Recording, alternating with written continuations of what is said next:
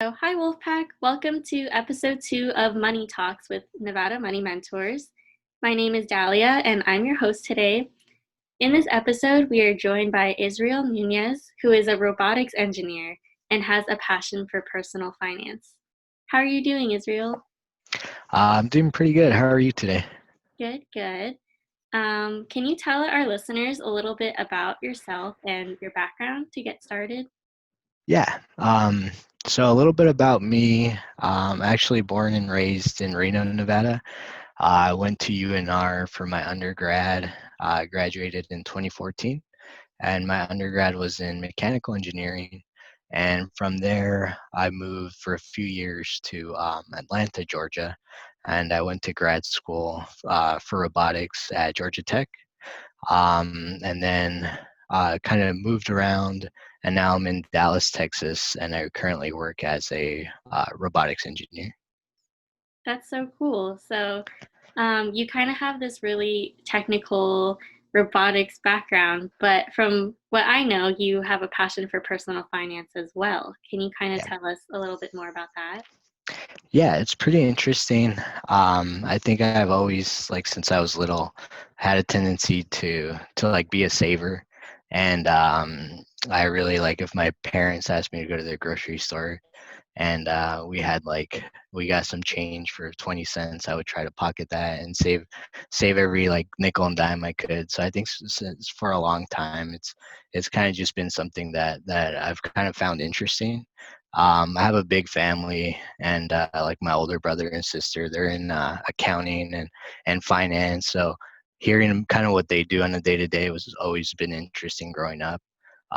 But being more on the robotic side and mechanical engineering side, I do have like a technical mindset. So I think it's like a numbers game. Is just something that I've always found a little interesting. But I think over the last couple years, now that kind of looking at like buying houses and doing bigger purchases, I think it really taken a more detailed approach to it for sure. Yeah, got it.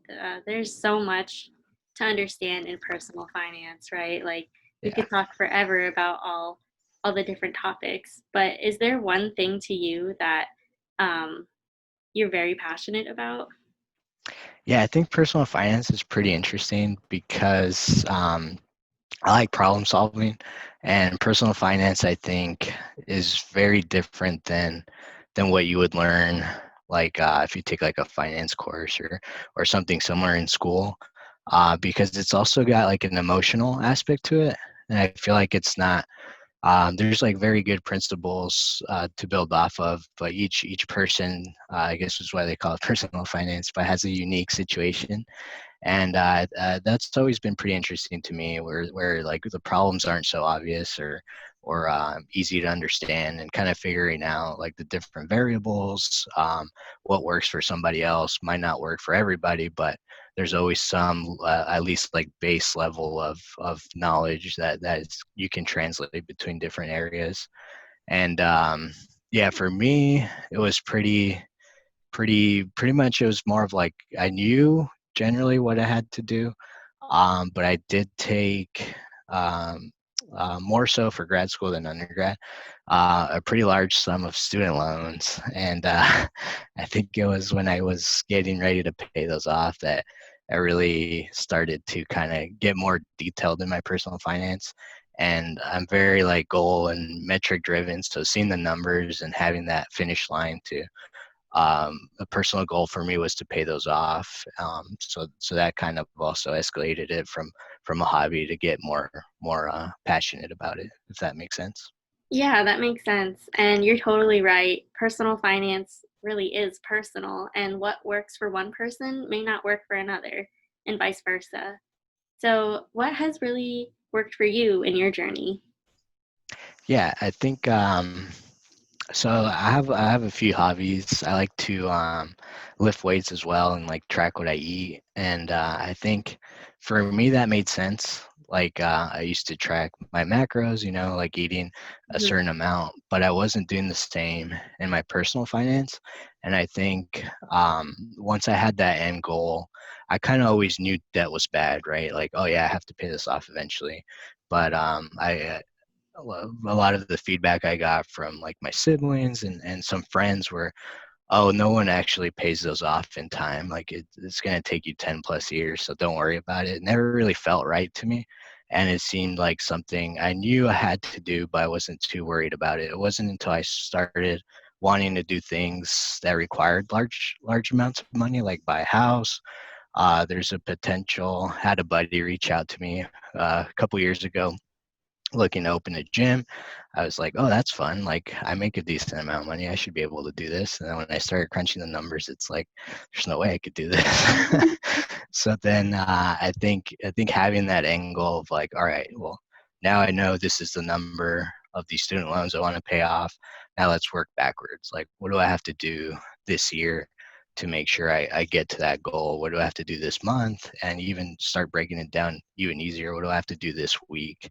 And I think at that point, you kind of start breaking up your goals and it becomes more of a reality instead of, oh, yeah, it's something I should be doing. Yeah, 100%. That can be super helpful for a lot of people is that goal setting, and then also breaking it up into things that are more doable or achievable because sometimes um, financial goals can be so grand, right? Like paying Hmm. off all your student loans or buying a house, and that just seems so out of out of touch or too difficult to do. So Hmm. really being able to break things up and make it more tangible can have a really big difference, right? Oh, for sure. Yeah. So I'm sure you see it all the time in school too. With I guess if you think about it, it's almost broken down for you because you do semesters, so like you don't have to worry about. It's different as opposed to if you had a degree and you're just like, okay, I just need to get this degree, then it wouldn't really make sense. But the way school is broken off into like, okay, I have to take 128 credits. That means I have to take 12 credits a semester. It's the same idea, I think. true, yeah. There's so many different ways to like break things up and make them more achievable. Yeah. So kind of on that note, um, we're talking a lot about all these grand goals that these goals that may seem grand for college students, right? A lot of us are still living day to day or paycheck to paycheck. So, can you talk a little bit about that transition from uh, finances as a college student to post grad to kind of where you are now? Yeah. I think for me it was not being able to do certain things that I felt like I should be able to. Well, I guess no one likes to be told what they can and can't do, but I think it was around the time, maybe 2 or 3 years ago, where I did get the opportunity to potentially. It's always been a dream of mine to open a gym, and I started like trying to crunch the numbers and seeing, okay, well, let's see if this makes sense. And then around that same time, I was also well, I'm I think I was around 26, 27. I'm like, oh, I should look into getting a house now. And it's like not being able to make those decisions or making different decisions because of my financial situation, I think kind of was like the last straw for me. I was like, okay, well, now it's time for me to get serious about this. And I think that was part of the big transition. And then from there, it's kind of like once you know you have to do it, taking the first steps could be pretty daunting for sure. Mhm. Um, Especially if you have a large amount of student loans or credit card debt. I was almost embarrassed to look at the number. I felt like if I didn't know, it wouldn't be as bad as I thought it was. Mhm. So I think taking that first step and at least writing it down, seeing what is there, makes it a lot easier. And I think once you do that, it's easier to strategize. Like, all right, what do I have to do to make sure I can like achieve that? So in the future, I can get what I want to do. So maybe it's like I can't do a lot of stuff right now, but if you like frame it in the mindset of like I just can't do it right now, but if I work towards it slowly but surely, one day I'll be able to do that stuff. Yeah, for sure. I think a lot of people feel that way around their student loans or about finances in general, at least from what I've seen as a peer mentor and helping others, is there's a lot of avoidance with finance or Yeah. a lot of those negative emotions because people aren't where they think they should be, um, which is okay. One day, though, if you are able to face these things and really recognize how to get there, like it'll be okay in the end. Yeah, and I actually just finished off paying mine a few weeks ago. So Wow, uh, congratulations! That's thanks. awesome. Thank you. And it was took about 4 years, but the majority of it, if you look at like the track record over the last 4 years, was done in the last 10 months. So luckily, I was through these weird times. I was fortunate enough to have a pretty stable job, so I could Mhm. still continue to kind of tackle those payments and throw everything I had extra at the debt. But it was funny to see just a graph of like the first 3 years how slow progress was, where Yeah.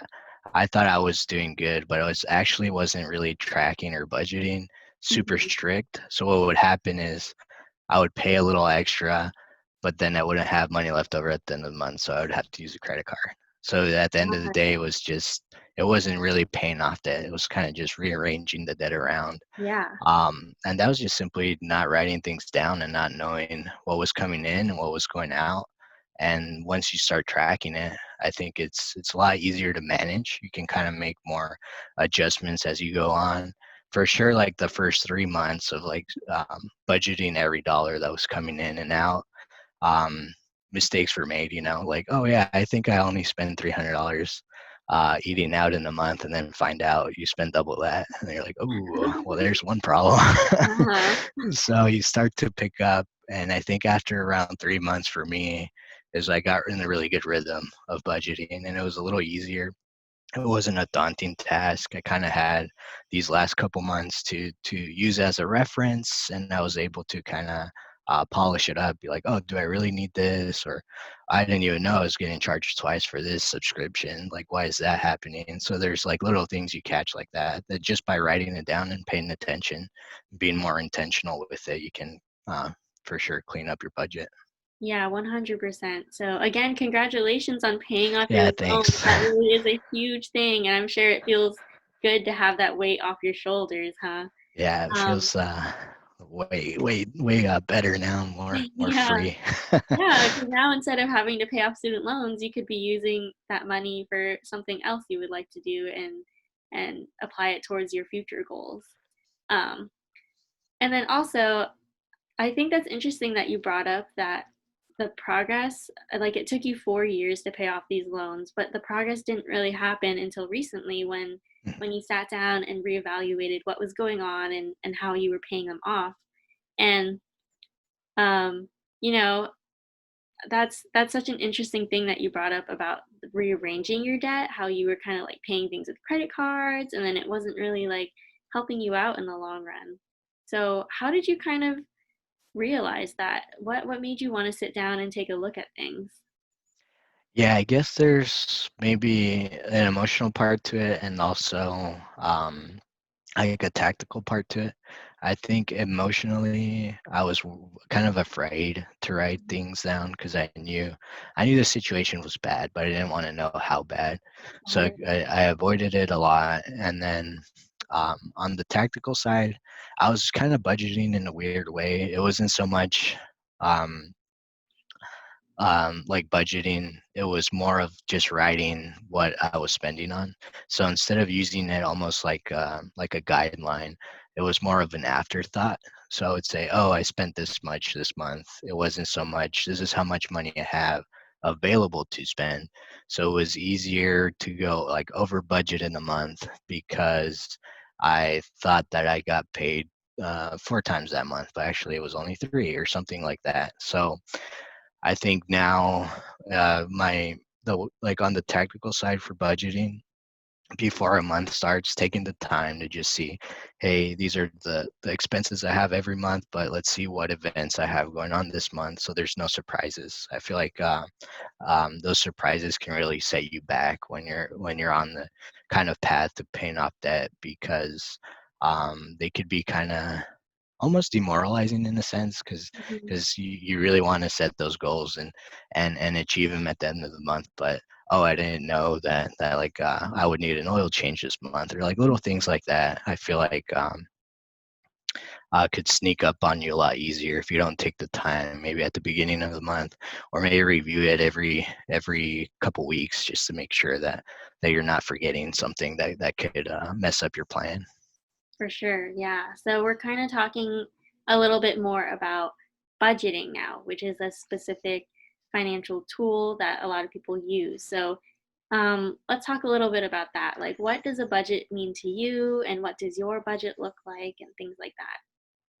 Yeah, I think for me the budget is more of for me, it makes me feel good because I can set. I don't feel as guilty when I'm like spending money, if that makes sense. So like, let's say I want to go out to a restaurant, or if I know, hey, my friend's in town, I want to do X, Y, Z. If I plan for it ahead of time, I feel less guilty doing those things than if it's like a spur of the moment decision. And I think the budgeting is really key because it gives you the freedom to tell your money where to go instead of just letting it wander off. So starting off, for me, what I usually do, and I think the term is a zero-based budget. So if you Google that, I'm sure there's a lot of information online. But Mhm. starting with how much money you're expected to come in for the month, and then just subtracting your expected expenses for that month. So it's easy to plan these like social events and these. So budgeting doesn't necessarily mean like, oh, I can't spend any money. It's Mhm. just, instead of spending blindly, you're telling your money what you're going to be spending it on. So it's not, I think there's probably some misconceptions out there that, oh, budgeting is so evil, I'm not going to be able to do anything, but really it's almost the opposite. I feel like you could do more because you're able to track where everything is going, and you can spend it in a more intentional way. Yeah, that you said so many great points just right there. I feel like there is a lot of resistance around budgeting. Mhm. Everyone's like, that sounds like a waste of time, or, I don't want to do that. And in reality, it can be a very helpful tool, right? Yeah, and I guess one funny thing is, when I wasn't budgeting, even though I was making the same amount of money, I felt like I never had money. But then after budgeting, it's almost like giving yourself like a raise. You're like, oh wow, I actually do have money left over at the end of the month if I'm not letting it wander away by just little things add up. Especially when I first started, I was noticing I was spending a lot eating out, even though I was also spending a lot in groceries. So it didn't really make sense. And I think those little like $20 or $30 charges, a few times, maybe 2 or 3 times a week, really adds up in a month. And I think once you start looking at it past a month, like, okay, well, this month was pretty bad, but now let's see in a year, it seems like a lot bigger number. In 10 years, how much is that? So you can Yeah. start to see how these like small purchases really do add up over time. Yeah, for sure. Um, that's very true. I feel like typically people budget month to month, just because it's a good time frame to look at. But then it also can feed into how you perceive your long term goals, right? Like maybe I only spend X amount this much, or maybe I spend this much on eating out in a month, but then you multiply it by 12, and then multiply it by, I don't know, 5, and then you're like, Yeah, oh, I exactly. spent that much money. Like it can be a real eye opener sometimes. Yeah, and I think it's funny because there's a lot of subscriptions.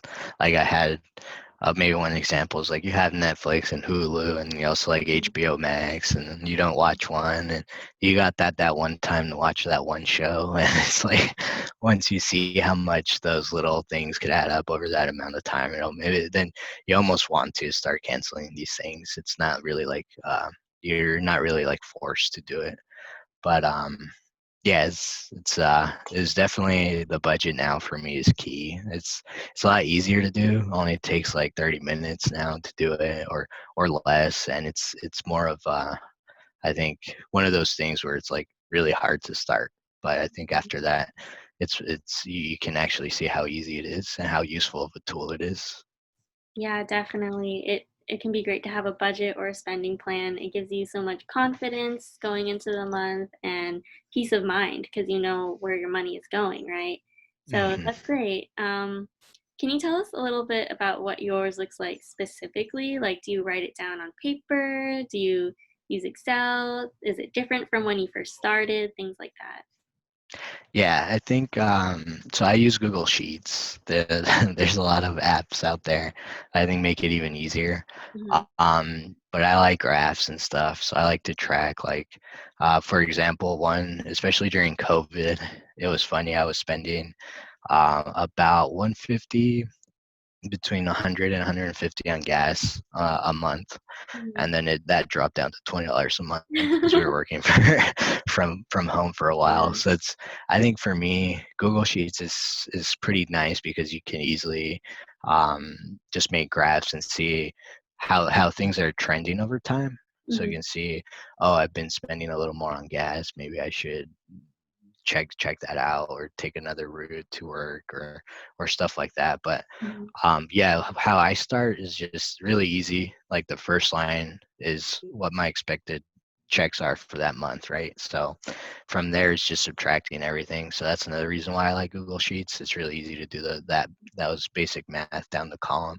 Hmm. So from there, I'll subtract the expenses I know are pretty fixed, like rent, utilities, phone bill, stuff that I know is going to be the same, insurance for cars, and then from there, I don't use all the line items every month, but I'll have Hmm. some in there for like eating now, or if I know I'm going to have to do any like trips or I guess not now, but when we had trips, Got and it. then if I have family coming in town, then those are usually at the bottom. Those like more variable expenses. And Hmm. then what I was doing when I was paying off debt is pretty much everything extra I was using to throw at my student loans. Hmm. And I really like the snowball method, which is paying off the smallest loan first, regardless of interest rate, down to the largest. So for me, it was really cool seeing that chunk at the bottom. And when the little loans got knocked out, it definitely helped me stay motivated as well and keep going. Yeah, for sure. So we're kind of transitioning into another tool here that Yeah. I think would be helpful for our listeners to hear about. So let's pause and talk about this real quick. So the Yeah. snowball method, it's a very popular thing in personal finance, and you explained a little bit. So we look at different types of debt, different loans, and you start with the smallest amount, and you work your way up to paying off the biggest amount. Um, but there's kind of things in between, right? So you work on paying off the smallest one, and then once it's paid off, you take what you were paying and apply it to the next loan, right? And then that way, once they start getting paid off, it um, creates this snowball effect, so you can pay off your loans faster, right? Mhm. Um, Yeah, and I liked it. It was really tough for me because I'm a numbers guy, and uh-huh. sometimes it doesn't make sense because you'll be like, oh, well, why don't you pay off the loan that has the highest interest rate first because you'll be saving more money in the long term. Mhm. And I think that makes sense on paper, but I think in practice, I really like the debt snowball because you can like visually see your progress being made. Especially like in my case, I think I had between I think when I started I had 12 separate little loans. So for me, it was easy. The first half were really small. So Mhm. to see those line items like get off of my Excel sheet and that list start shrinking was definitely like good motivation because it could be depending on like the amount that you owe. it could feel like a monumentous task. And I think anything you can do to keep yourself motivated is for sure like a plus. But like I mentioned, personal finance is different for everybody. So some people prefer doing the opposite, where you pay the highest interest rate loans first. But for me, I really like that snowball method. Yeah, you're definitely right. Just because it works for you, some people may love it, some people may hate it. It's Mhm. it's just really a process of what's it called, like trial and error, figuring out what works for you specifically. So that's great that you found something that works for you. The snowball method is super popular, and a lot of people love it for tackling all sorts of different types of debt, whether it's like credit cards or student loans or things like that. So that's awesome. And can I ask, how are you doing on your progress now with the method? Because you said you had 12 total things, right? Yeah, yeah. So no, they're all done now. So Wow, that was 12 to begin with. that's But awesome. yeah, it was maybe so at UNR, I worked full time the whole time I was in school. I was lucky to get an internship my sophomore year that let me work part time during the semester and full time in the summer. Hmm. So I covered a lot of my expenses with that, and I took a very small amount of student loans in my undergrad. I think where I really messed up, looking back, was when I went to grad school. So when I went to grad school, it was out of state. I didn't work while I was going to grad school, and it was a higher cost of living, especially maybe at that time, maybe not now, compared to Reno. And I relied a lot on those loans for stuff that, like, just for daily expenses, which I shouldn't have been doing, and I wasn't budgeting very strictly. So I think there's where it kind of really wished beforehand, or if I were to budget while I was still in school, I probably could have limited that number. And also, if I would have had like a part-time job or some other way to make income during it, it would help for sure. And I think one thing, I kind of got lucky in engineering. Like, I had a rough idea what my salary would be when I graduated. Um, so I didn't look at it in detail, but I was like, oh yeah, I don't have to worry about it now. I'll for sure be able to pay that off later. And it's Hmm. never as easy as it sounds. And I think knowing and also looking ahead and starting to plan out, okay, for what I want to do after graduation, what do those salaries typically look like? So sometimes it doesn't make sense to take out certain amounts of student loans if you know your salary is going to be within a certain range, or there may be alternatives you can look at, either picking up extra jobs, Hmm. or maybe doing community college and then transferring to university. So there's a lot of options there. And I think really knowing what direction you want to go in after graduation, which I had a rough idea and it kind of ended up working out. But thinking back, I didn't really plan too much while I was going to school. So that's also something I probably would have changed. Yeah, for sure. Because luckily, it wasn't too late for you and you were still able to achieve your goals. But it might have been easier for you to get there, or you could have gotten there sooner if you maybe had changed things or recognized things in grad school, right? Oh, So for sure. Yeah. yeah. So that's definitely a good point. It's different for everyone, but if people are looking to go into grad school, maybe doing those alternative things that you mentioned. Um, but not everyone is always able to work during grad school. So just being able to recognize, am I going to have a high enough salary to be able to pay off these loans and things like that are very important to consider. Um, Hmm. so For yeah, sure. that's cool. Um, I do just want to quickly do a plug for Nevada Money Mentors while we're here, Yeah. because we're talking so much about budgeting and the snowball method and all of that earlier.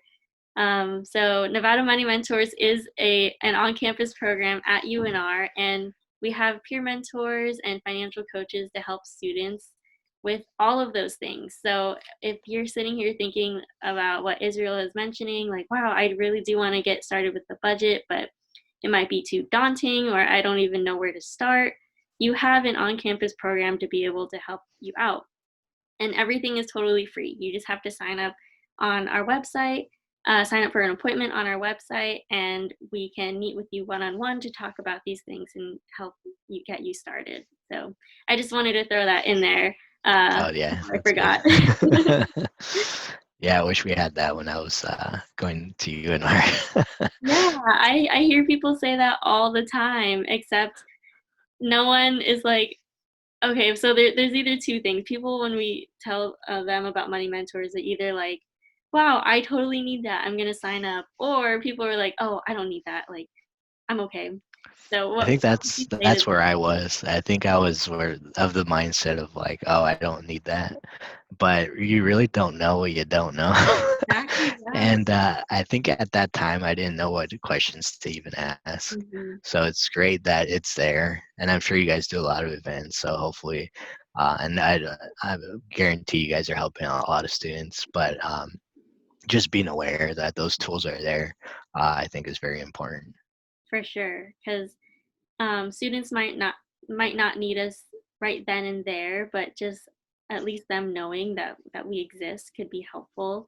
And then maybe they don't need it, but they might have a friend who might want to be interested in coaching and things like that. So yeah.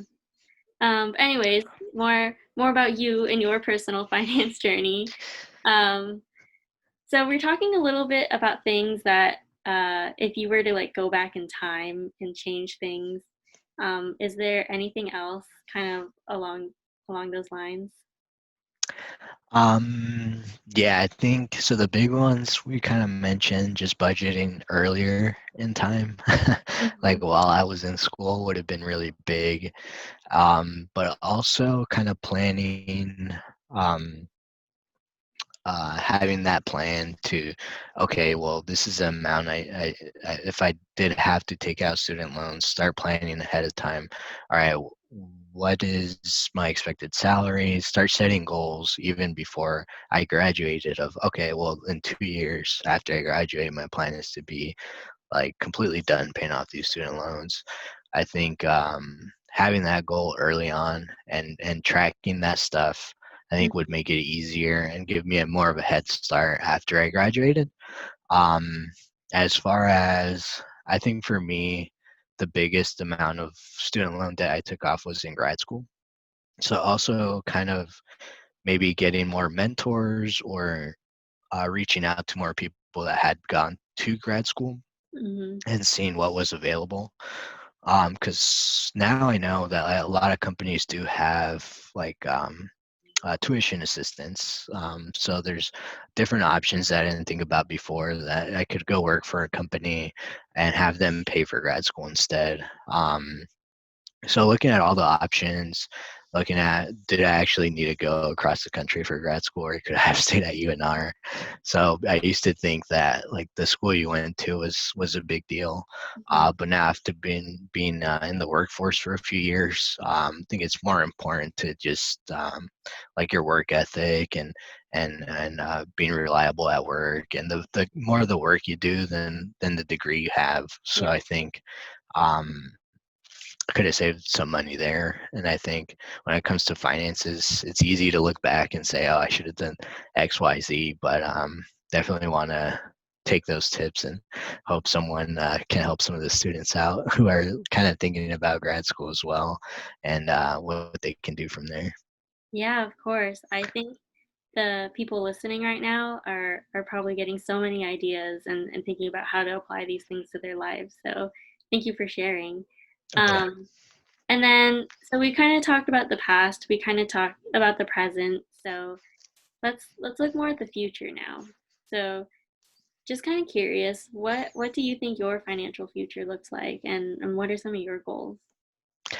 Yeah, I think it's really like I did mention in the past a little bit. I was playing around with the idea of opening a gym, so I definitely want to do something like that in the future. And I think having even if I don't retire early, having the option to retire early, I think would be really nice and like relieve a lot of stress, um, just in life in general. So I think my for the future is just being able to be in the position where I can make those. more more free in making those financial decisions. So that includes just like making sure I have retirement taken care of, Mhm. saving money, and being able to plan ahead and say it'd be really great if when I'm in my 40s, I don't have to work full time. Maybe I just open a gym part time and have enough investments where it can kind of hold me off until retirement. But I think right now it's a little unclear.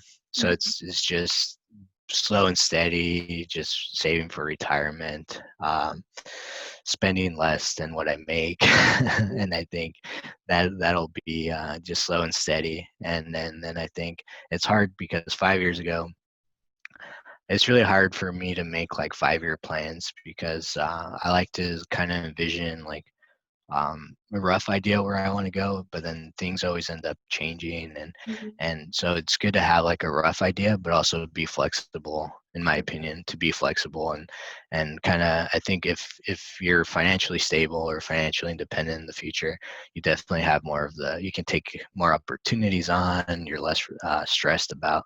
Uh, Definitely less stressed than living paycheck to paycheck and that sort of stuff. So I think just steadily keep budgeting and slowly um, working towards that goal of early retirement. So that's really cool, that you're mentioning kind of those, like, five-year plans. People always ask that, like, "What's your five-year plan? What's your ten-year plan?" And Mhm. for college students, but also just for anyone, that can be a little bit daunting. Like 10 years from now, it's going Yeah. to be the year 2030. And I'm like, oh my gosh, I'm going to be like 31. That is crazy. I have no idea Yeah. what I'm going to be doing. So, Yeah. do you have like any advice for the people listening? Like, how do you even create a 10-year plan around personal finance and things like that? Yeah, I could try to take a crack at that question. It's definitely weird. I still feel like I'm 16, so but I think it could be like, and I'm sure you get a lot from like family and friends. Like, what's your 5 year plan? What's your 10 year plan? Those questions could be pretty stressful. And I think like for me, when I was in college, I was going to grad school to work in robotics. And I knew I was going to be an engineer of some sort, but I didn't know like, okay, this is where exactly where I'm going to be in 5 years.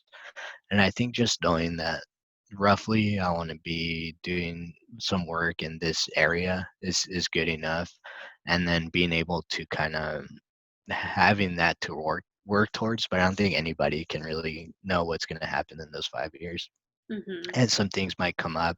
This is a really good example just right now with COVID, could really change some plans up. So I think having that vision and every like so often also double checking if that's still what you want, because also what you want can change. And I Yeah. think it's important to know, always be working towards something, but know that life happens and you also change as you grow up, and being able, not worried about having to adapt your plan. I think that's pretty key. Got it. So kind of just having that vision, but being flexible because life changes and the things you may want to do can change. Yeah, for sure. And yeah, I'm a robotics engineer now, so I wanted to show really quick. So now I get to work with these are 6 axis robotic arms, and they're used Mhm. in automating manufacturing. So I'm doing a lot of cool stuff that I went to school for, and I think while I was going to school, and even my first couple engineering jobs after school weren't exactly what I went to school for, Mhm. and I didn't really know how I was going to get back on the path, and kind of just being open to new opportunities and kind of just being ready to, if something comes up, to take those opportunities on, and being prepared, I think, is key. Because my first job out of college was in automation, but it wasn't with robotics in the traditional sense. Mhm. So it's very easy to um, I guess, know that, okay, well, I'm doing this now, but it doesn't have to be my end goal. I could always work towards some other stuff. Yeah, that's so cool though. You just have a robot right next to you. Yeah. Yeah, these are pretty fun. And have gotten pretty lucky with my job. I also get to travel a lot, Nice. which is great because I get to travel a lot on my company money. But it's nice because you get to travel a lot, which was actually a problem early on when I first started in this role. Was because let's say I had a work trip like Thursday, Friday, I Mm-hmm. would sometimes stay the weekend and explore the city, and those expenses added up over time too. Got it. So I think going back to an earlier when we were talking about budgeting and stuff, it's important to keep an eye out for those secret expenses. But yeah, I've been lucky to work in what I went to school for. But I also know now, for example, I'm in more of like a consulting sales kind of role where I meet with a lot of companies and talk about the robotics technology and how to use it. Mm-hmm. Whereas my first role out of school, I was in a cube doing a lot of like design work. Mm-hmm. So even in that field that you go to school with, you can vary largely. So it's just because you love one thing doesn't mean you're stuck in a certain industry. Even within that industry, even the same role in different companies could have a lot of variability on like what you do. So I wouldn't worry too much on the specifics when you're making your plans for the future. Got it. Yeah, it's just kind of having that general idea. Because Mhm. at the same time, it's like if you do get too specific, I feel like your chances of like achieving that are lower, right? Oh yeah, that's a good point. Yeah. Yeah. So just keeping things broad can be helpful and going with the flow, I feel like trusting the Mhm. process for sure. Okay. And then I did kind of want to circle back and talk about something you brought up earlier about your future goals and things like that. You did mention retiring early as a goal. Can we kind of explore that a little more? Yeah, I mean, as much as I love work, I also love not working. I think that that would be like I guess the ultimate goal for me, just because having the ability to, and maybe not retire early, but being financially independent would probably be a better way to phrase that. Because I do like what I do, and I would probably still work, even if I had the ability to retire. Hmm. So I think it's just having that option, and maybe it's doing other things. So maybe I can retire from my traditional job, but now I can maybe try to start a business or um, work part time and doing something I like fitness. Also, maybe work part time in the gym just for fun. So I think that opens up a lot of freedom if you work towards that goal. And I think that may not be the dream for everyone, but I think a lot of people have that goal to be able to not work and be able to be secure financially also. Um, Yeah, financial independence is a huge thing, and that means different things to everyone. So it sounds like for you though, it's having the option to work instead of having to work and mhm. having that kind of stability, right? Um, Yeah, yeah. exactly. It's almost like I guess also maybe my personality. If someone told me to do something, I wouldn't want to do it. But if I would just do it on my own. But the fact that they're telling me to do it almost makes me not want to do it. So Yeah. it's like it's a weird concept, but I think being it was weird because growing up we didn't really speak about finances, and I would see now looking like in hindsight, like my parents like took out a lot of debt, like bought new cars, and they're doing okay, but they're not, I think, where I would want to be at their age in Mhm. my future, if that makes sense. So I think learning from them, and trying to adapt it to where I want to be, and kind of helps me set those future goals. Yeah, for sure. That's also another pretty big topic is learning finances from your family because I Mhm. think that's kind of like the first step, the first stage where people start to realize finances growing up and become aware of it and how someone's parents treated finance can say a lot about how that person treats finance or their attitudes around finance. So, Mhm. um, for you, you mentioned that what your parents did might have not been what you wanted to do. Um, so how did you kind of like navigate that? How did you learn to figure out your own goals and aspirations around personal finance? Yeah, I think that's a really good question. I think it comes down to when I first started really being serious about budgeting and everything. Mm, Um, that kind of was where you start to paint a picture of, okay, I'm doing this because in the future I want to do something either different than what my parents did, or just I want to do X, Y, Z. It may not even be related to your parents, but I think it was a little weird, maybe a different situation for me. First generation in the US, so my parents are from Mexico, mm, and they didn't know so much like in the traditional sense, like finance in the US, or were really able to like articulate some of those concepts to me growing up. So a mhm. lot of that was picked up through like my siblings or friends, and like unfortunately society and stuff, which isn't always correct. So I think um, that maybe because I didn't get that foundation growing up, when I did know, okay, well, I got to start doing something different because I have this large amount of student loans I want to pay off. Doing a lot of research and doing research on like different avenues, especially in personal finance, because it can vary. There's so many methods out there, Mhm. different like methodology from one person. One person can even be saying something one week and the next week say something completely different. So I think it's important to look at like a variety of different sources and then come up with the best decision and best plan that works for you, and not just read the article and kind of just do whatever they say. I think it's important to gather those facts, see why it makes sense, and then kind of make your own plan based off of that information that you find.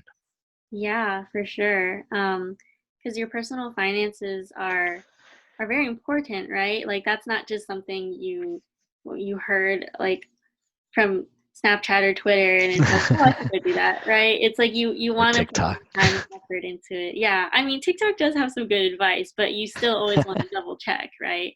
For So, sure.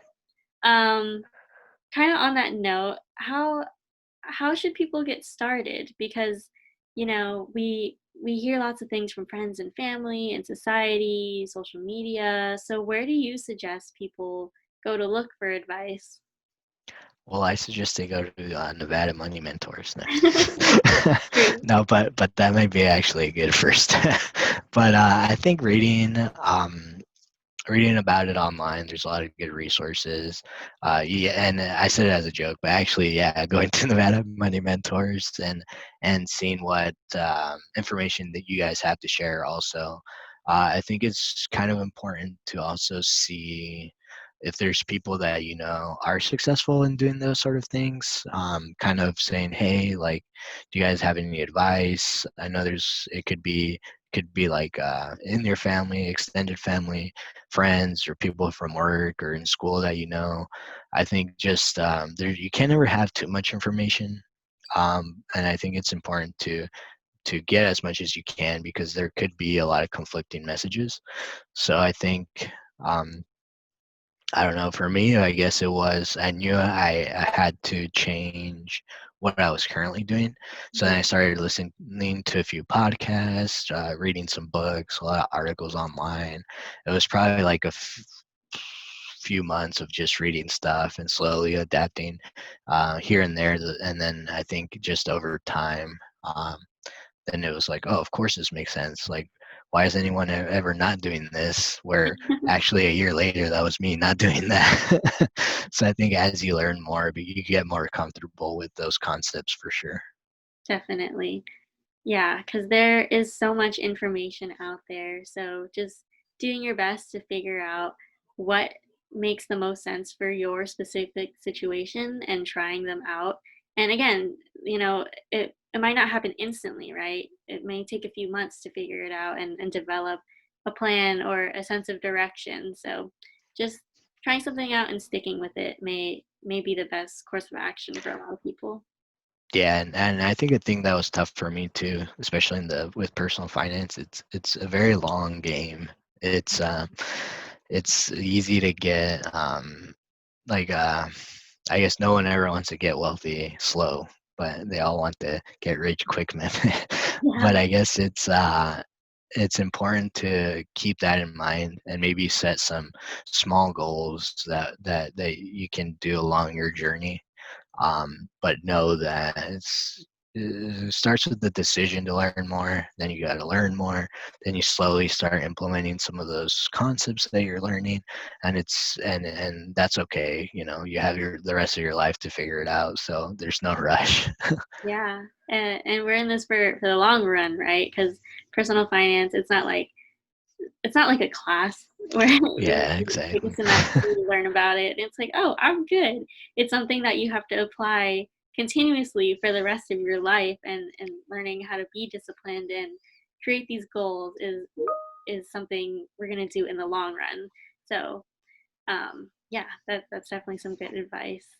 Um, and I think to kind of wrap things up, do you have any final thoughts or words of advice for our listeners? Um, Budget. Make sure you start budgeting. Yeah, I think what I would say is be open to different suggestions and don't rule out anything. I think when I was going in school and even like after I graduated, it was not that I thought I knew everything, but I thought I was pretty good, you know, like, oh yeah, well, like I have a high-ish salary, so like I'm doing good, but in reality, um, you got to look at like your inflow and outflow and see where your goals are, and then start to track some of that. And I think it's easy to get caught up in the day to day and ignore some of those things. So definitely reach out. It's an important, personal finance is very important. It's not stressed enough, I think, and especially during these weird times, you want to be financially secure, have an emergency fund. Like there's a lot of that goes into personal finance, and I think just starting to read more about it, reaching out to those people around you that know a little bit. Yeah, reaching out to Nevada Money Mentors and just getting information, I think is going to help you out in the long run. For sure. So, thank you so much, Israel, for talking with us today and sharing all of this information with our listeners. I really hope that someone is able to take away some good information and learn something. Well, thanks So, for having me. of course. And for everyone that stuck around to the end, thanks so much for listening. And if you do want to get more information, make sure that you check out the Nevada Money Mentors website and reach out if you want a coaching session.